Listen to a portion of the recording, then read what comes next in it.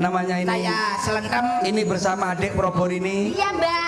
Coba kenalan dong, namanya siapa, asli dari mana, terus habis ini kemana, habis itu kemana lagi, Kemana gitu ya, lagi? Dek. Coba, Dek. Rumahmu di mana? Kalau kenalan itu harus enak, jadi enak, ngomong-ngomong enak. Ya, tadi kesini sama siapa? Rumahmu di mana? Umur berapa? Mati kapan? Terus kemana saja? Oke, Mas. Cara penyampaian yang baik, soalnya penontonnya banyak ini, banyak Iya sekali toh. loh ini. Kudu ya omong sama kudu hati-hati. Ya. Antusias penonton itu luar biasa. Bener, Mas. Dari sore tadi udah ngumpul. Luar biasa. Nggih.